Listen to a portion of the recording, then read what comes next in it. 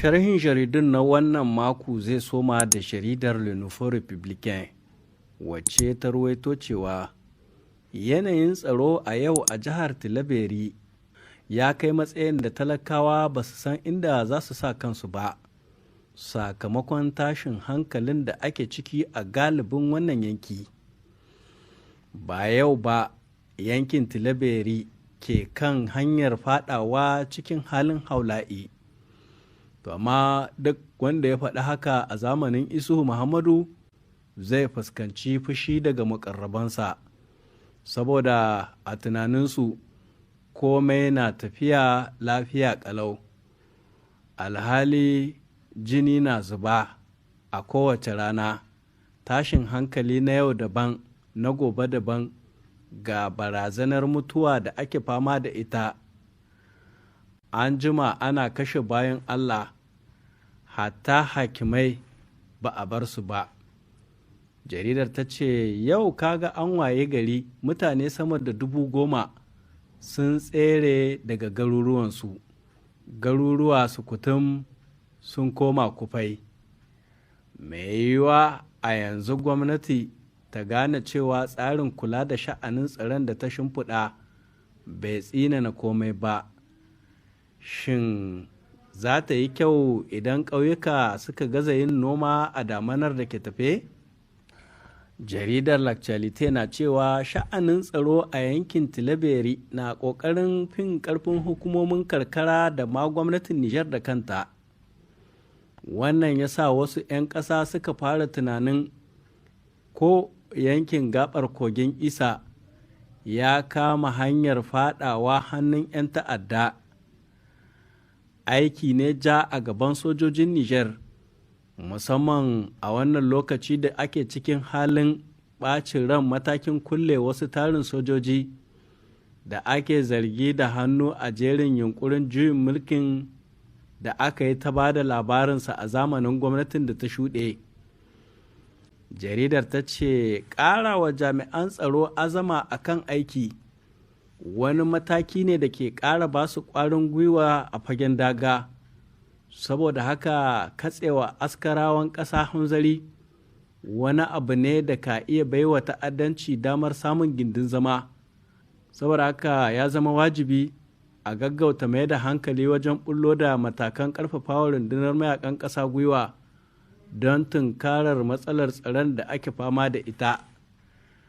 Lagrif ta ce ya zama dole 'yan Nijar su haɗa kansu domin tunkarar ƙalubalen tsaro, ganin irin yadda abin ke ƙara tsananta a jihohin Difa, Tilaberi, Tawa da Maraɗi, kuma alamu na nunin idan aka ci gaba a haka babu yankin da zai tsira daga barazanar tsaro. Jaridar ta ce rashin haɗa kan 'yan Nijar na daga cikin kurakuran da shugaba Isuhu Muhammadu ya tafka a tsawon shekaru 10 na mulkinsa, inda aka yi ta fama da tsamin dangantaka tsakanin 'yan adawa da masu mulki, abinda sannu a hankali ya yaɗu a tsakanin 'yan ƙasa. Jaridar Le Monde Aujourd'hui na cewa akwai alamar Isuhu Muhammadu na ƙoƙarin zamewa shugaba Muhammad Bazoum ƙarfen ƙafa, ta yadda zai hana masa sakat wajen gudanar da al'amuran mulkin ƙasa. Domin a hirarsa da wata kafar labaran Faransa, tsohon shugaban ƙasar ta Nijar ya ayyana cewa ba shi da niyyar janyewa daga harkokin shugabanci. Jaridar ta ce wannan na faruwa ne a daidai lokacin da ake ci gaba da kakkaɓa a fadar shugaban ƙasa.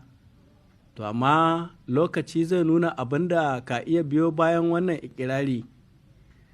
A cewar jaridar Lanketar, sabon zababben magajin garin Yamai ya fara fallasa barnar da aka tafka a ma'aikatar magajin gari a zamanin Moktar Mamudu. A yayin ganawarsa ta farko da ma'aikatan Meri, magajin garin ya ce an yi ta ɗaukan ma'aikatan gareji ba a kan ƙa'ida ba. Akasarinsu an ɗauke su ne saboda dalilan siyasa, haka kuma ba a yi la'akari da cancanta ba. wajen ɗaukar waɗannan ma'aikata, ballantana a yi batun laƙantar aiki. Jaridar ta ce garejin ma'aikatar merin Yamai da ke ɗaya daga cikin mafi girma a yankin Afirka ta yamma a can baya ta fada cikin halin rashin motoci da jiragen dankaro domin Muktar Mamudu ya ɓatar da su a yayin wani abin da aka kira wantaran kayan garejin meri. Jaridar Nijar Enter Ebdo ta ce sabon tsarin kasafin kudaden tallafin kafafe masu zaman kansu ya fara haifar da tada jijiyoyin wuya.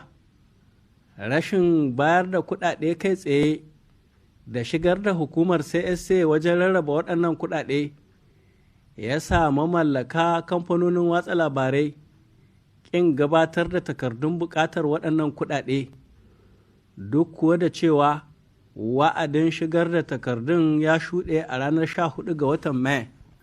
Jaridar ta ce ya kamata gwamnati ta hanyar CSA da kafafen labarai da cibiyar 'yan jarida wato Maison de la Presse su tattauna don samar da mafita ko kuma a koma tsohon tsari, domin 'yan magana na cewa in gaba ta ƙiya a koma baya.